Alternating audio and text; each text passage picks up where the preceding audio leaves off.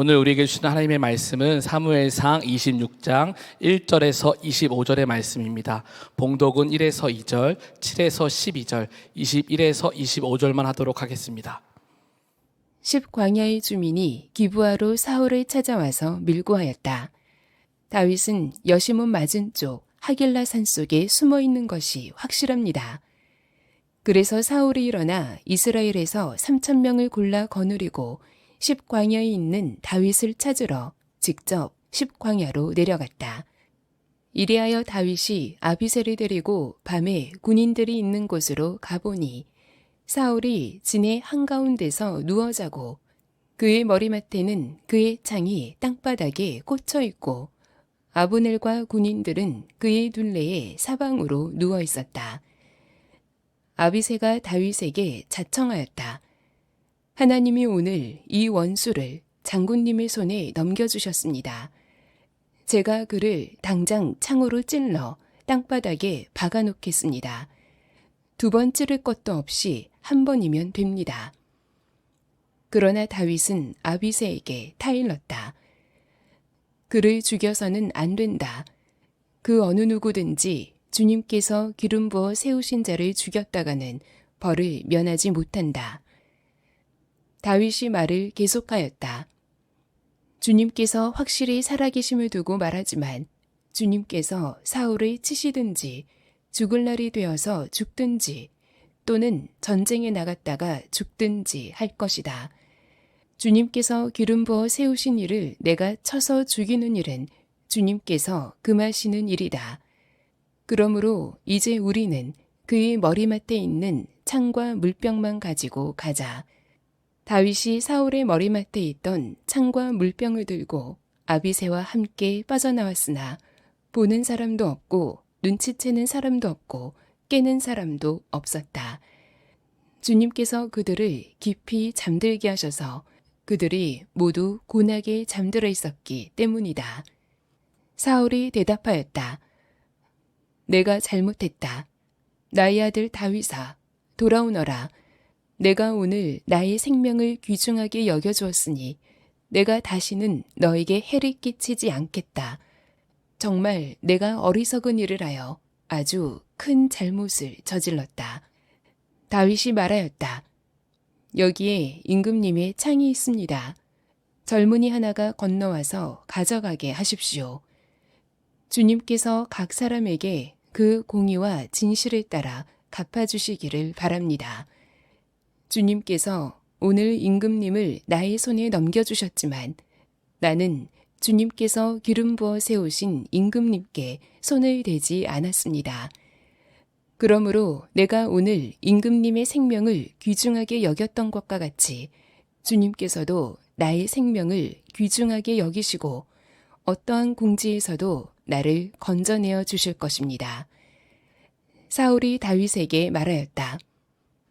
나의 아들 다윗아, 하나님이 너에게 복 주시기를 바란다. 너는 참으로 이를 해낼 만한 사람이니 매사에 형통하기를 바란다. 다윗은 자기의 길로 가고 사울도 자기의 궁으로 돌아갔다. 아멘. 하나님의 말씀입니다. 다 함께 자리에 앉겠습니다.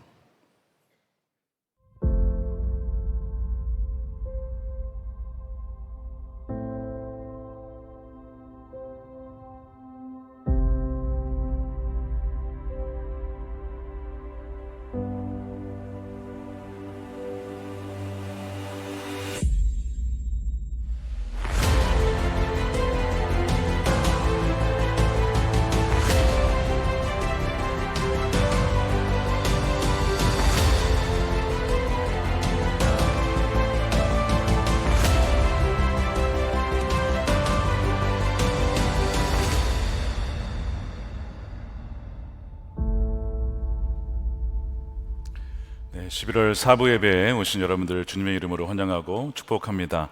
우리 자유의 앞뒤에 계신 분들에게 인사하겠습니다. 참 잘 오셨습니다. 축복합니다. 인사하겠습니다.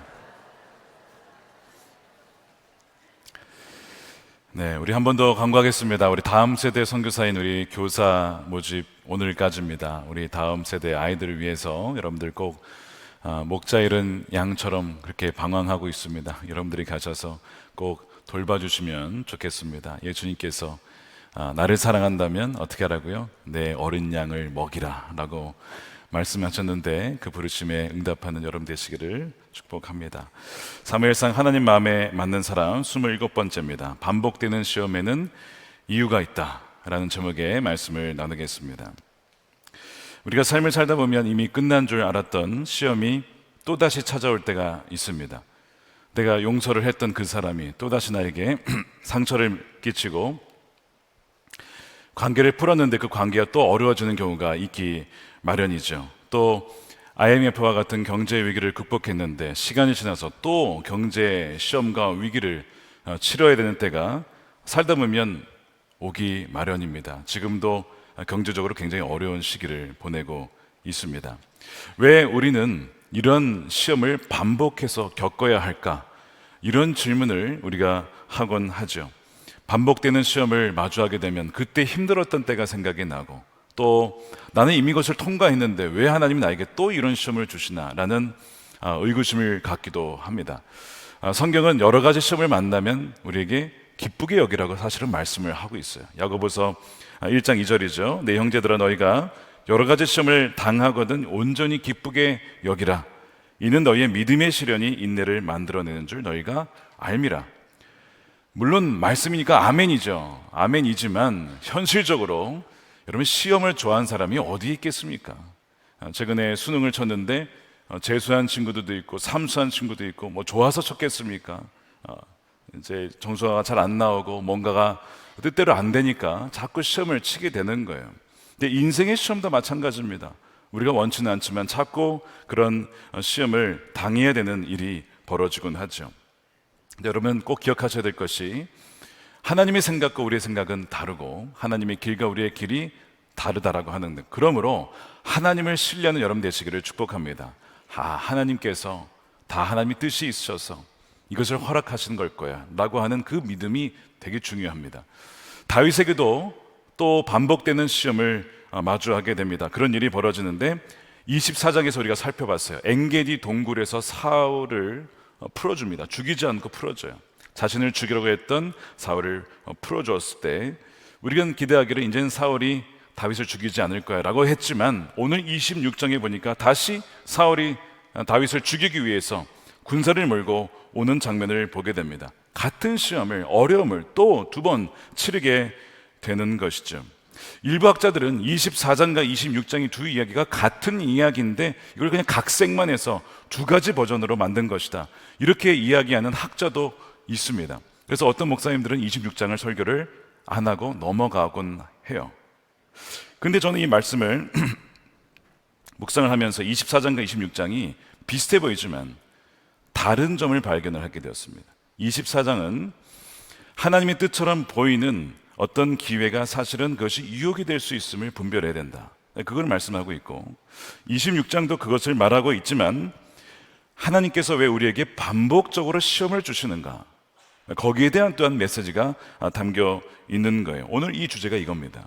여러분들 중에 반복되는 시험 때문에 어려움이 있고 또 이해가 되지 않는 분들은 바로 오늘 이 메시지가 여러분들을 위해 주시는 하나님의 음성인 줄로 믿으시고 귀를 쫑긋 여시고 집중하시기를 바랍니다. 자, 말씀드린 대로 24장에서 이 엔게디 동굴에서 사울은 다윗에 의해 죽을 수도 있었어요.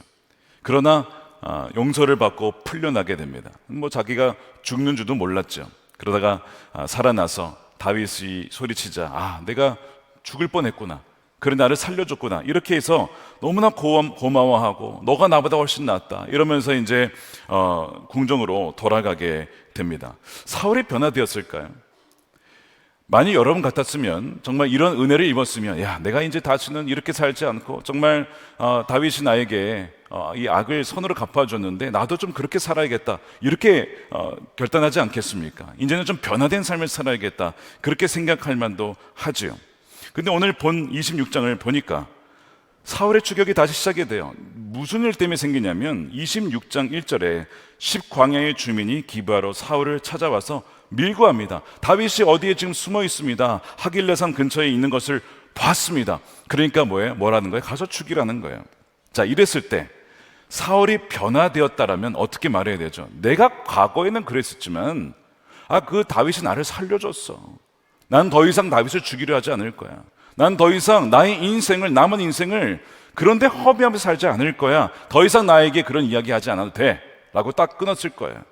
근데 바로 이것이 사울에게 온 시험이었습니다. 과연 사울이 그렇게 변화되어서 과거와 다른 삶을 살 것인지, 아니면 과거와 똑같은 삶을 이어갈 것인지 하나님은 테스트하고 있는 것이죠.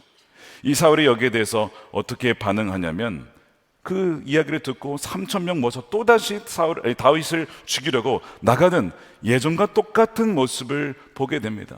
변화된 줄 알았던 사울이 전혀 변화되지 않은 모습을 보여주고 있는 거예요. 여러분, 우리의 삶도 마찬가지입니다. 우리가 예수님을 믿고 십자가의 은혜를 입었어요. 그리고 난 용서받은 자입니다. 그렇죠? 여러분, 용서받은 자죠. 모든 죄가 사해졌습니다. 자, 그러면 그것이 어떻게 정말 그런지 여러분 증명할 수 있죠? 누군가가 우리에게 해를 주었을 때 내가 그 사람을 어떻게 대하는가? 내가 1만 달란트 정말 그 탕감 받은 자로서 100데나리온 빚진 자에 대해서 내가 어떻게 대하는가? 하나님은 그것을 보시는 거예요. 그러니까 지금 사울은 그 테스트에서 지금 사실은 실패하고 있는 것이죠. 계속해서 원한을 품고 다윗을 죽이러 가는 그 모습이 얼마나 안타까운지 몰라요. 고린도후서 13장 5절에 우리가 믿음 안에 있는지를 시험해보라고 하죠. 자, 보십시오. 너희는 믿음 안에 있는가? 너희 자신을 시험하고 너희 자신을 확증하라. 예수 그리스도께서 너희 안에 계신 줄을 너희가 스스로 알지 못하느냐? 그렇지 않으면 너희는 버림받은 자니라. 내가 예수님의 사랑으로 용서받았고 내 안에 주님이 계시니 이제는 내가 변화된 삶을 살아갑니다 라고 하는 것을 계속해서 믿음 안에 있는지를 점검해보고 시험해보고 사건을 통해서 내 마음이 어떠한지는 거기에서 드러나게 된다는 거예요. 우리가 예배를 드릴 때 우리의 믿음이 드러나요. 우리가 어떻게 찬양하고 기도하고 말씀에 반응하는지 우리의 예배의 모습이 드러납니다. 그래도 중요한 것은 우리의 신앙은 예배 드릴 때보다 예배 드린 다음에, 예배 이후에, 주일만이 아니라 주일 이후에 월요일부터의 우리의 삶, 바로 거기에서 우리의 진짜 신앙의 모습이 검증되기 시작하는 것이죠. 그래서 우리는 계속해서 사실 일상에서 여러 가지 시험을 통해서 우리의 믿음이 어떠한지를 검증받고 있어요. 여러분, 그 시험에 통과하고 있으십니까? 그렇다면 왜 사울은 용서를 받고도 은혜를 받았으면서도 변화되지 못한 것일까? 사울이 죄의 결과에 대해서 두려워했어요. 그리고 그에 대해서 또한 고통스러워했습니다. 후회는 있었습니다. 하지만 죄의 상태에 대해서 괴로워하면서 회개하지 않고 하나님께 나아가는 그 모습은 없었습니다. 그래서 진정으로 변화되지 못했던 것이죠. 이 사울에게 은혜가 없어서 그런 것일까? 어떤 사람은 다윗에게는 엄청난 은혜를 부어주시고 사울에게는 하나님은 은혜를 주지 않으셔서 그렇다, 이렇게 얘기하는 사람도 있어요. 근데 여러분, 성경 가만히 읽어보니까 사울에게도 은혜를 많이 주셨습니다. 먼저 그에게도 성령을 부어주셨고 그가 선지자처럼 예언하지 않았습니까? 또한 그가 이스라엘의 초대 왕으로 선택을 받았고 엄청난 은혜죠. 다윗에게 죽음이 당할 뻔했지만 다윗이 용서함으로 목숨을 건집니다. 2번이나 건집니다. 오늘 말씀 그대로. 게다가 이 하나님께서 이 왕위를 40년간 유지시켜 주세요. 이스라엘의 왕의 자리를 40년간. 하나님 말씀을 버렸지만 40년간 직위는 유지시켜 주십니다. 사울이 엄청난 은혜를 받은 사람이에요. 은혜 받지 않은 사람이 아닙니다. 왜 40년간 이 왕위를 지속해 주셨냐면, 사울아, 너가 회개하고 나에게 돌아오기를 원하기 때문에. 주님은 이 사울이 돌아오기를 기다리신 것이죠. 그래서 이 40년의 시간을 주셨던 거예요. 그런데 안타깝게도 이 은혜를 받았음에도 불구하고 사울은 이 은혜를 자기 것으로 누리지 못하고 이 은혜를 거부합니다. 거절해요. 이 중요한 메시지가 있어요. 은혜가 우리에게 부족한 것이 아닙니다. 너에게 은혜가 이미 족하도다 라고 사도 바울에게 얘기했죠. 이미 우리에게 은혜가 족한데 우리는 그 은혜를 은혜되지 못하게 거절하는 경향이 있어요. 여기에 지금 여러분 물이 있습니다. 제가 여기 오기 전부터 이 물이 있었어요. 그러니까 여러분, 은혜를 표현할 때 먼저 우리에게 와 있는 선행하는 은혜라고 이렇게 표현을 해요. 근데 이 물이 있어도 제가 이 물을 이렇게 마시지 않으면 이 물은 저에게 전혀 도움이 되지 못합니다. 이 은혜도 동일해요. 나를 위해서 이렇게 물이 예비가 되어 있고 하나님께서 이렇게 은혜를 베풀어 주셨구나. 그러면 거기에 반응하여 하나님께 나아가고 엎드리고 기도하고 회개하고 해야죠. 그런데 그것을 끝까지 거부하는 거예요. 이것이 사울의 모습이었던 겁니다. 은혜가 은혜되지 못하도록 하는 장애물이 있어요. 여러 가지가 있는데 그 중에 하나가 무엇이냐면 우리 마음 안에 있는 반감입니다. 거역하는 마음, 뭔가 반역하는 마음, 이것이 굉장히 중요한 아주 치명적인 장애물입니다. 반감은 정서인데 하나님을 사랑하는 기뻐하는 어떤 마음의 방향을 말해요. 기뻐하든지 아니면 거절하는 방향으로 마음을 갖고 있는 것이 정서입니다. 그래서 정서는 방향이 있어요. 감정은 그냥 느끼는 것이지만 정서는 그 감정의 방향성을 갖고 있다는 거예요. 어떤 방향성이냐면 이 반역은 바로 이 반감은 하나님에 대해서 말씀에 대해서 반감을 가지고 반대 방향으로 가려고 하는 속성을 가지고 있는 거예요. 이것이 바로 성령의 역사가 있을 때 같이 나타나는 악령의 역사요 또한 우리 육신의 소욕입니다. 이 두 가지가 같이 가게 된다는 거예요. 그래서 우리가 신앙생활을 하면서 예수님과 동행하면서 중요한 게 무엇이냐면 내 안에 이러한 반감의 마음이 없는가, 있지 않은가를 점검하고 이것을 꼭 제거하셔야 됩니다. 그렇지 않으면 은혜가 아무리 충만해도 이 은혜가 나의 것이 되지 못한다라고 하는 거예요. 집회를 제가 다녀보면 교회마다 분위기가 달라요. 말씀을 전한 사람은 이 교회의 성도님들의 분위기가 어떻고 마음밭이 어떠한지를 말씀을 전해보면, 여러분 이런 표현 들어보셨죠? 말씀이 튕겨져 나오거나 아니면 스펀지처럼 쏙쏙 빨아 들어간다. 이 두 가지를 전한 사람은 느낍니다. 자, 지금은 어떨까요? 네, 웃는 걸 보니까 마음이 굉장히 열려 있는 것 같습니다. 그게 느껴져요. 교회 가면서 가는 것마다 차이가 있다는 것을 느낍니다. 지난주에 금요성령 집회 강사로 오신 최상원 목사님 오셨잖아요. 제가 행복플러스 인도 때문에 홍천에까지도 현장에 못했지만 온라인 참여를 했어요. 근데 또 제가 없다고 이상한 얘기를 하고 가셨더군요. 대갈장군이 뭡니까, 대갈장군이? 그러니까 본인이 대갈장군이고 나는 이해를 하겠어요. 그럼 저를 왜 끌어들이는 거야 도대체?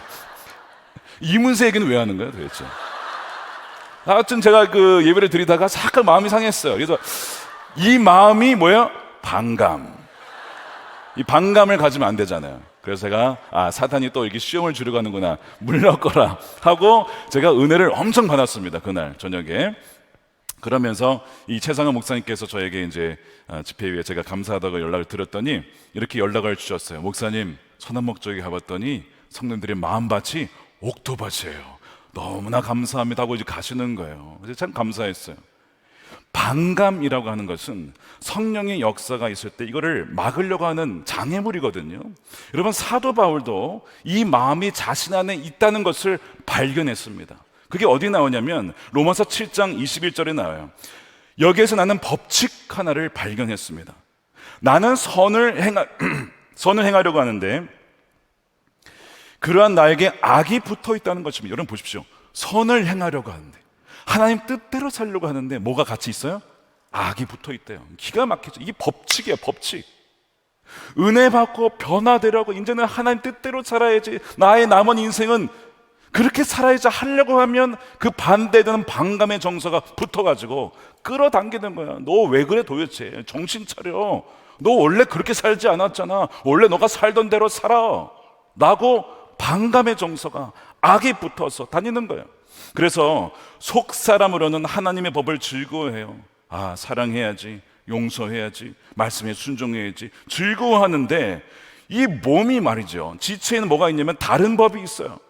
내 마음의 법과 맞서 싸우며 내 지체에 있는 죄의 법에 나를 포로로 만드는 것을 내가 봅니다. 오호라, 나는 공고한 사람입니다. 정말 비참한 사람입니다. 사망의 몸에서 누가 나를 건지겠습니까? 이게 사도 바울의 고백이에요. 법칙이라고 말씀했습니다. 여러분, 하나님의 뜻대로 살고자 하면 반드시 마귀는요, 반감의 정서를 심어준다는 거예요. 그래서 괜히 싫고 뭔가 좀 이렇게 거슬리고 귀찮게 느껴지고 이 마음 드는 게 누가 주는 거라고요? 여러분, 마귀가 주는 겁니다. 내 안에 그게 있는지 봐야 돼요. 여러분, 기도합시다 그러면 어떤 마음이 들어요? 아멘. 그러십니까? 아니면은 바쁜데 어떻게 기도를 해? 우리 말씀을 묵상합시다 그러면 어떤 마음이 들어요? 밥 먹을 시간도 없는데 이러면서 그러지 않겠습니까? 일기 씁시다 그러면 어떻게 해요? 여러분, 마음이요, 이 반감의 마음이 우리 안에도 있음을 우리가 말씀을 읽는 가운데 주님과 동행하다 보면 그것이 느껴져요. 여러분, 이것을 가만 놔두시면 안 된다는 거예요.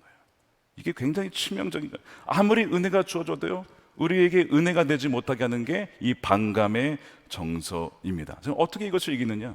이것이 있을 수 있다는 것을 인지하고, 두 번째, 이미 십자가의 복음의 능력이 우리에게 주어졌어요. 로마서 말씀에 복음의 능력을 이렇게 얘기를 합니다. 로마서 6장 10절이죠. 그가 죽으심은 죄에 대하여 단번에 죽으시며 그가 살아계심은 하나님께 대하여 살아계심이니 이와 같이 너희도 너희 자신을 죄에 대하여는 어떻게 해요? 죽은 자요. 죄에 대해 죽었다. 나의 옛모습은 이미 죽었어. 그리스도 예수 안에서 하나님께 대하여 살아있는 자로 여길지어다. 여기라고 하는 거예요. 그러니까 자꾸 이 10사람들이 와가지고 자꾸 밀고 하면서 누구를 막 얘기를 하면서 막 부추겨요. 그러면서 자꾸 분열을 시키고, 나한테 그런 얘기 하지 마, 나한테 얘기하지 마, 난 더 이상 험담하면서 누구 막 욕하면서 그런 사람 아니야. 자꾸 와가지고 야, 술 한잔 하자, 야, 나 술 끊었어, 더 이상 난 그렇게 살지 않아.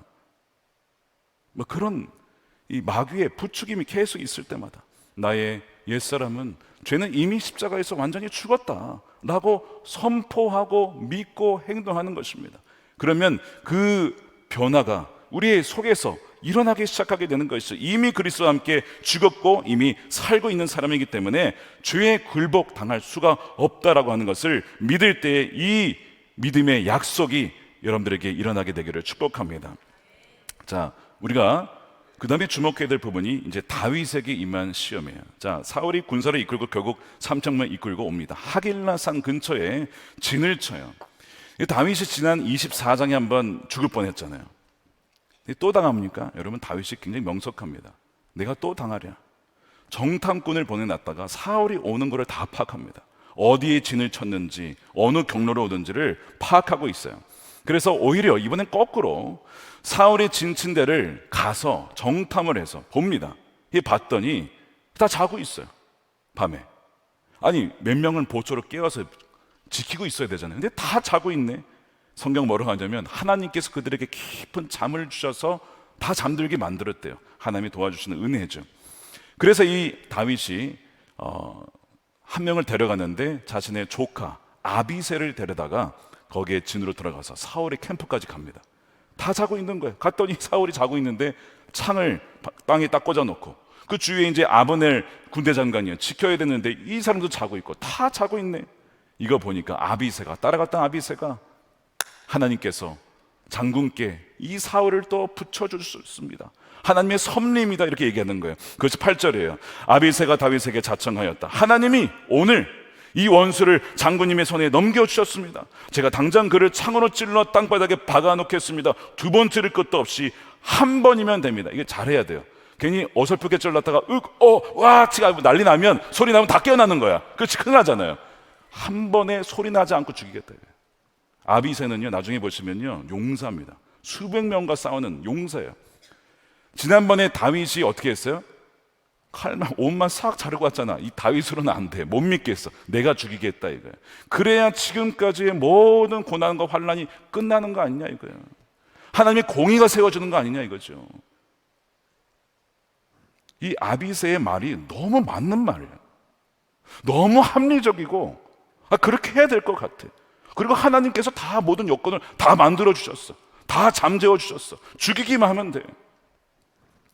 근데 이것이 다윗에게 찾아온 두 번째 하나님의 뜻처럼 보이는 기회이지만 유혹이에요. 하나님의 때를 기다리지 않고 하나님의 방법대로 하지 않고 하나님을 신뢰하지 않은 채 내 손으로 끝장내겠다라고 하는 것, 세상에서는요 전혀 이상할 게 아닙니다. 세상에서는 내가 주인이에요. 내 마음대로 하면 돼요. 내가 길을 개척하는 거야. 근데 성경은 뭐라고 합니까? 우리 인생이 주님께 달려있고 주님께서 우리의 길을 인도하시며 주님의 법대로 살아가야 되거든요. 거기서 걸리는 거예요. 여러분, 신뢰할 수 있겠습니까? 기다릴 수 있겠습니까? 이건 쉽지 않은 일이죠, 이게. 자, 하나님이 왜 다윗에게 이러한 시험을 반복해서 주신 것일까요? 이미 24장에서 이 시험 통과했잖아요. 여러분, 이유가 있습니다. 24장에서는 통과를 했는데 25장 기억나시죠? 나발을 만났어요. 이 나발은 또 다른 사울입니다. 악을 악으로 갚는 참 미련한 사람이죠. 이 나발을 만났는데 이번에 이 다윗이 나발을 만났을 때는 어떻게 대합니까? 부하들에게 다 칼 차라, 저를 죽이러 가자. 막 400명 데려다가 이 나발을 죽이는데 군사를 동원을 해요. 다윗의 모습 속에 누가 있었습니까? 사울이 있는 거야. 이게 25장이었어요. 24장의 다윗은 나는 죽고 예수로 사는 다윗이었어. 근데 25장에 보면 나는 살고 예수는 죽었어. 갑자기 한 장 만에 사람이 완전 달라졌네. 아니, 그렇게 사울을 용서하며 보내주었던 다윗은 어디 가고 25장은요 뭐 칼 뽑아서 난리치겠다 이거야. 다 내가 학살시키겠다 이거야. 그런 다윗의 모습이 드러났어요. 여러분, 왜 시험이 있을까요? 이 절반만 통과한 거예요. 24장은 통과했는데 25장에서는 통과를 하지 못했어. 하나님이 너 다시 시험 쳐야겠다. 다시 시험 쳐야겠다.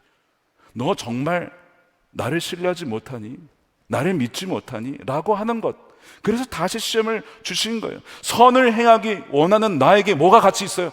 악이 함께 있다라고 하는 것. 이것이 정확하게 25장에서의 다윗의 모습이었어요. 이것이 왜 시험이 반복되는가에 대한 이유입니다. 주님은 우리가 진정 나는 죽고 예수로 살아가기 위하여 그 사건 사고를 허락하셔서 우리를 다듬으시고 하나님 마음에 맞는 사람을 세워가시고자, 그래야 진정 우리가 붙잡아야 될 사람이 누군지, 주님이 누구신지, 그 대상이 누구인지를 그를 보게 하시는 거예요. 이 시험을 우리에게 허락하신 이유입니다. 24장의 사울의 시험과 25장의 시험은 본질적으로 같은 시험인데 25장에서는 실패할 뻔했으나 아비가일이 나타나서 막아줬어요. 그래서 막아주시는 은혜가 있어서 겨우 그것을 그냥 넘어가게 되었습니다. 그런데 26장에는 아비가일이 없어요. 아비가일이 없고 누가 있으면 있죠? 아비새가 있어요. 이름이 비슷하죠? 이 아비가일은 막아주는 사람이었어요. 뭔가 부족함을 채워주고 이 약간 혈기를 막아주고 뭐 이런 사람이 아비가일이에요. 아내가 된 거 아닙니까? 근데 26장에는 아비새는 막아주는 자가 아니고 부추기는 자야. 왕이시여 죽이십시오. 내가 죽이겠습니다. 왕이시여 느끼는 대로 하십시오. 왕이시여 이게 공입니다. 이것이 진리입니다. 행하셔야 됩니다. 이런 식으로 옆에서 계속 부추기는 사람. 여러분 주변에 신앙생활을 하는데 신앙생활 정말 주의 뜻대로 살아가고자 이렇게 물론 격려한 사람도 있지만 원래 우리 옛 본성대로 살아가고자 부추긴 사람이 있기 마련이죠. 아비새들이 있어요. 맞는 말 같은데 우리의 본성대로 세상의 방식대로 그냥 살아가라고 부추기는 아비새들이 우리 주위에 있습니다. 하나님은 이 아비새 옆에서 다윗이 어떤 결정을 내릴까를 보고 계시는 거예요. 지금 그 시험을 치르고 있는 것입니다. 근데 결정을 어떻게 하냐면 안 된다. 죽이면 안 된다. 그래서 결국 사울의 창과 물병만 들고 몰래 빠져나오면서 하는 말이 있어요. 24장에서는 없었던 말입니다. 26장이 무슨 말을 하냐면 10절에 이렇게 얘기를 해요. 다윗이 말을 계속했다. 주님께서 확실히 살아계심을 두고 말하지만 주님께서 사울을 치시든지 죽을 날이 되어서 죽든지 전쟁에 나갔다가 죽든지 할 것이다. 이 얘기를 합니다. 하나님께서 처리하실 거야. 이 얘기를 24장에서는 안 했어요. 근데 26장에서는 이 얘기를 합니다. 언제 이걸 배웠어요? 25장에서 나발을 만났을 때 하나님께서 나발을 직접 치셔서 처리하셨어요.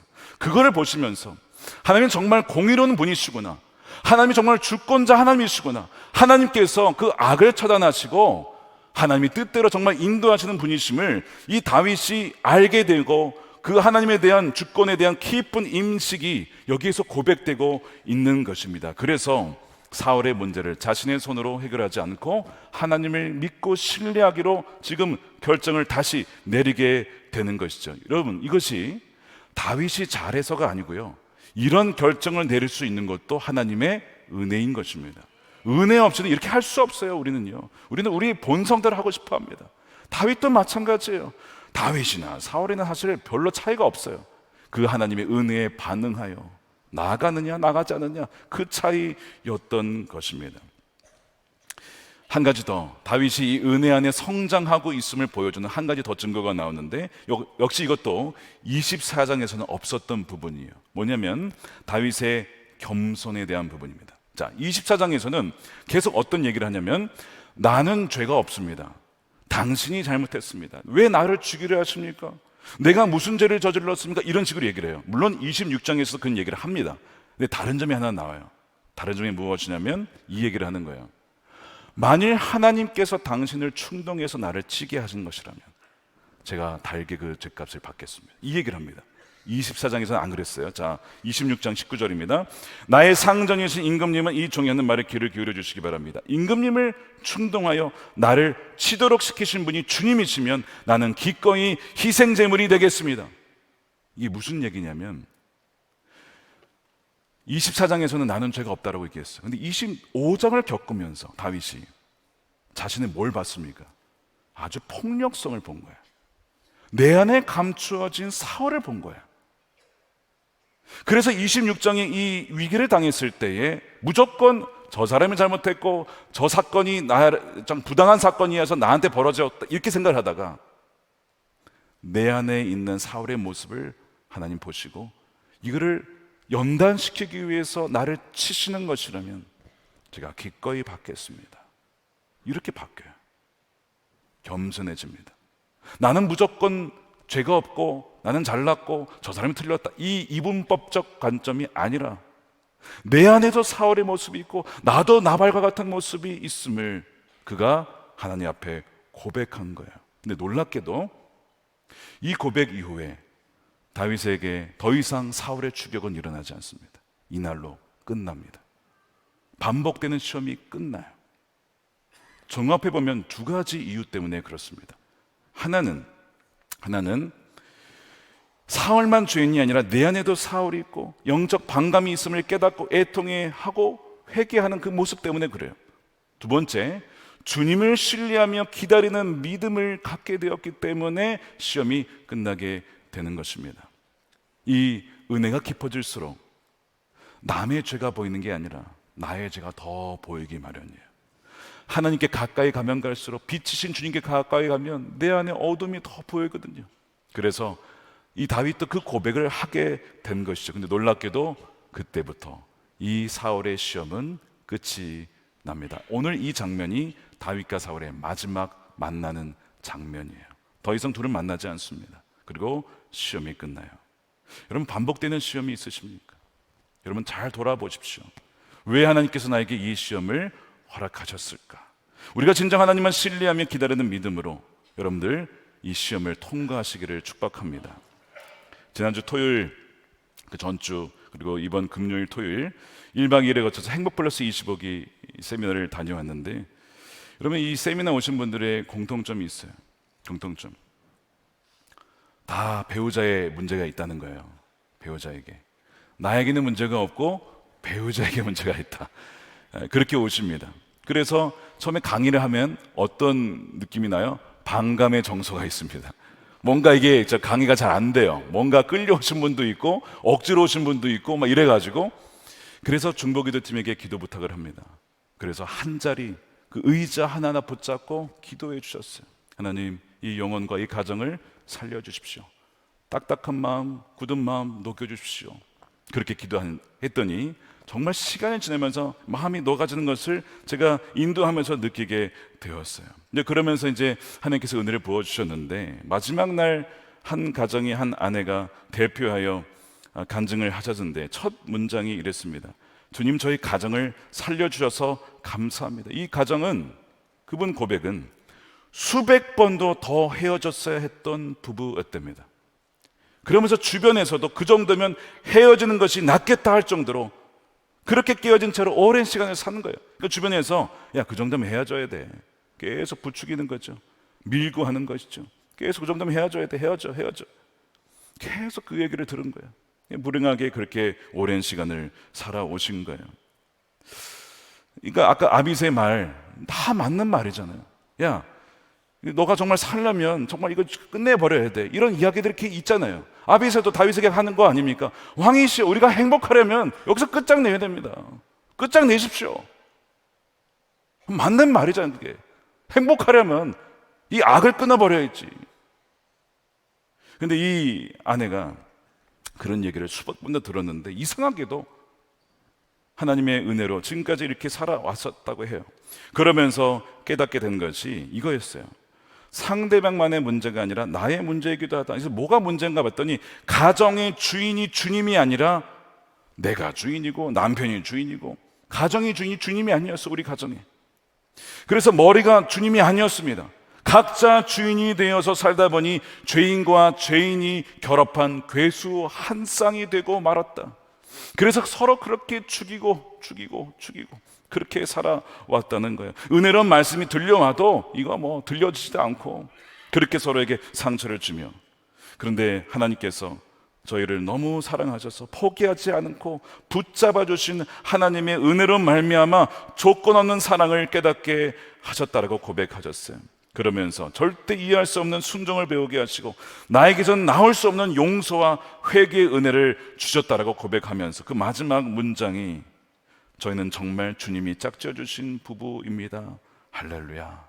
이렇게 고백을 하셨어요.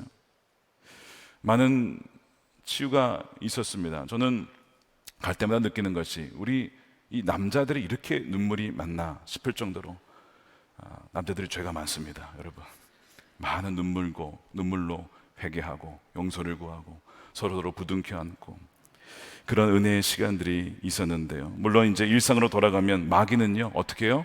반감을 갖도록 다시 공격할 겁니다. 그 은혜 받은 것을 잊어버리도록 할 겁니다. 그래서 제가 경고했어요.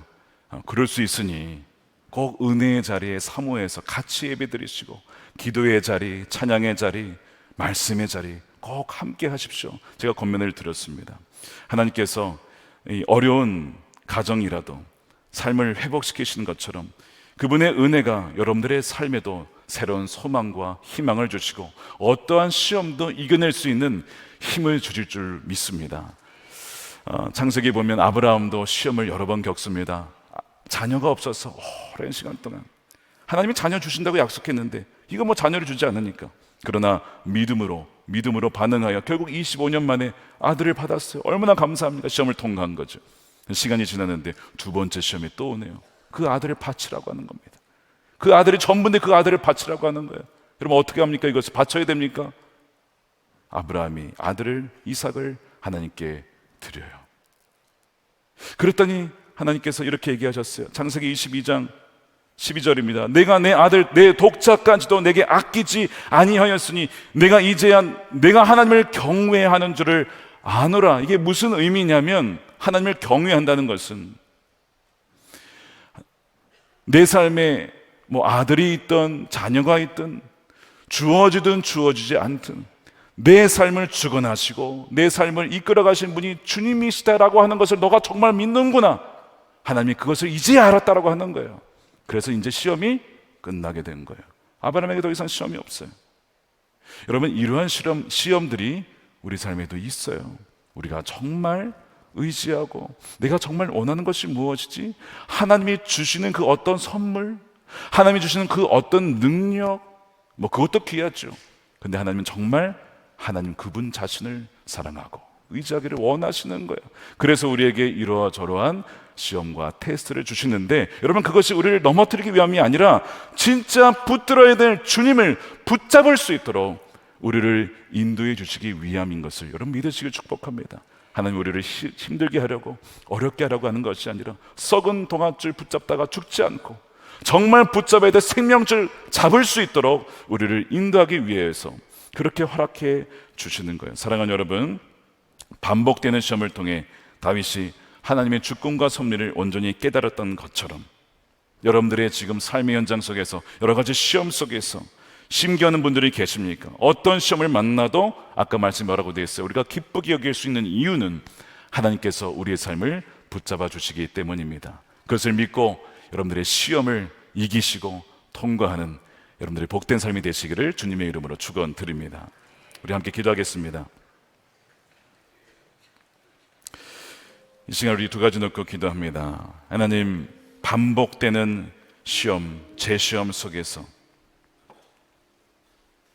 처한 우리 성도들이 있는데 하나님의 절대 주권을 신뢰하게 하여 주옵소서. 마치 이삭을 바치라고 하는 것 같고 내 목숨을 드리라고 하는 것처럼 느껴지지만 하나님께서 우리의 생각과 우리의 길보다 다른 하나님의 생각과 계획을 갖고 있음을 신뢰하며 오직 주님 말씀에만 순종하며 살게 하여 주옵소서. 두 번째, 기도할 때 내 안에 반감이 있음을 깨닫습니다. 거부하고 싶고 또한 거절하고 싶고 말씀에 순종하기 싫어하는 그 마음이 내 안에 있습니다. 주여, 이 반감을 십자가에 못 박았음을 이 시간 선포하오니, 나의 옛사람은 이미 죽었음을 선포하오니, 정말 내 안에 계신 주님으로 말미암아 살아가는 그 은혜를 우리 모두에게 허락하여 주시옵소서. 우리 함께 동성으로 기도하겠습니다. 살아계신 아버지 하나님, 감사합니다. 주님, 여러 가지 시험을 만나가는 온전히 기쁘게 여기라고 하신 아버지 하나님을 찬양합니다. 오 주님, 아버지, 여러 가지 시험을 만날 때마다 하나님 우리 전부 되심을 고백하며 신뢰하는 사랑하는 성도들이 다 되게 하여 주옵소서. 내가 너와 함께함이라, 두려워하지 말라, 염려하지 말라, 내가 너를 붙잡아 주리라. 아버지 하나님, 모든 연단 가운데 장군과 같이 나온 하나님의 백성들이 되게 하여 주시옵소서. 하나님, 우리 안에 불순물들이 많이 있습니다. 하나님을 온전히 믿지 못하고 내 마음과 뜻대로 살아가고자 하는 일들이 너무나 많이 있습니다. 주여, 우리를 불쌍히 여겨주시고 살아갈 수 있도록 도와주옵소서.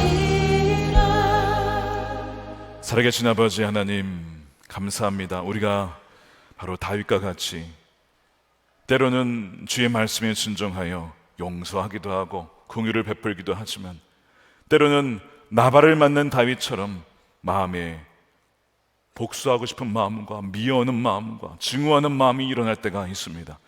선을 행하고자 하는 마음도 있지만 또한 동시에 악이 내게 붙어 있음을 발견합니다. 주여, 우리를 불쌍히 여겨 주시옵소서. 이미 십자가에서 우리 옛사람이 죽었음을 선포하오니 죄에 대해서 죽은 자로 여기는, 믿고 여기는 우리 모든 성도들 되게 하여 주시옵소서. 그리하여 이제는 정말 우리 안에 계신 주님으로 살아가며 주님과 실제적인 동행을 통해 죄를 이기며 승리하는 사랑하는 우리 모든 성도들 되게 하여 주시옵소서. 시험을 만날 때 또 시험 중에 있는 성도들이 있습니다.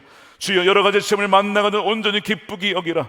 이 모든 시련이, 믿음의 시련이 인내를 만들고 그 인내가 연단을 또한 소망을 이룬 줄로 믿사오니 주여, 능히 이 시험을 주님과 함께 이겨나갈 수 있는 힘과 능력을 더하여 주시옵소서. 아버지 하나님, 우리를 어렵게 만들려고 하는 것이 아니라 우리가 더욱더 주의 마음에 합한 자로 하나님 정결케 연단시키기 위하여 허락하신 줄로 믿사오니 하나님, 이 시험에 당했을 때 하나님을 찬양하며 더 주님께 무릎 꿇어 기도로 나아가는 하나님의 거룩한 백성들, 승리하는 백성들이 되게 하여 주시옵소서. 이 시간 하나님, 온전한 10의 1조로 감사헌금으로 또한 성경금으로 주님께 올려드립니다. 드리는 그 손길을, 믿음의 예물을 기쁘게 받아 주시옵소서. 하나님께서는 자원하고 또한 즐겨내는 자를 기뻐하신다고 하였는데 주여, 하나님 마음의 믿음으로 또한 기뻐하는 마음으로 주님께 올려드리오니 아버님, 주님께서 기쁘게 받아주시고 쓰이는 곳곳마다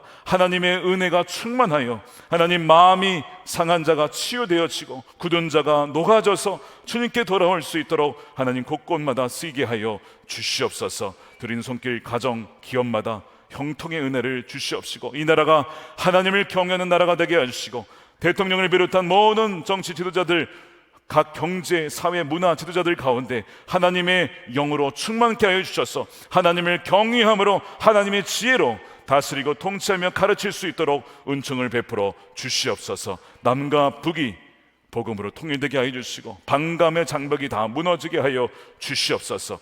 김국기 목사님, 김정은 목사님, 최충길 선교사님, 장문석 집사님 속히 석방시켜 주시옵소서. 땅끝까지 이르러 복음이 전파될 때에 하나님 가로막혀 있는 모든 장벽들이 무너지고 주님이 오실 길을 예비하며 주님이 다시 오실 때에 지혜로운 다섯 처녀와 같이 깨어서 주님을 맞이할 수 있도록 우리 사랑하는 모든 성도들 가운데 그 깨어있는 은혜, 주님을 맞이할 수 있는 은혜를 허락하여 주시옵소서. 감사하며 우리 구주 예수님의 이름으로 축복하며 기도드립니다. 아멘. 다 같이 일어나셔서 주가 보이신 생명의 길 찬양하며 준비하신 예물 드리겠습니다.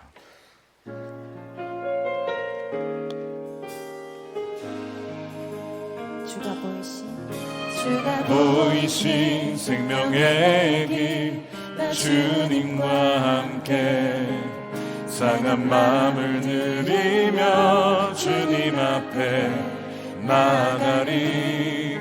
나의 의로움이 되신 주 그 이름 예수, 나의 길이 되신 이름 예수.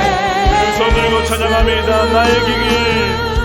나의 길 오직 그가 하시나니 나를 달려가신 후에 내가 전능받지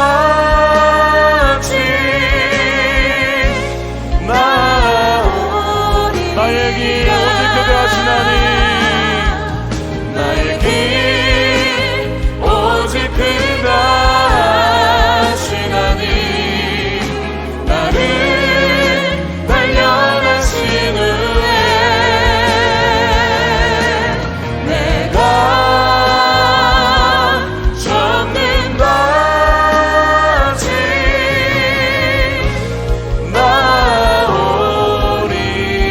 나오리라.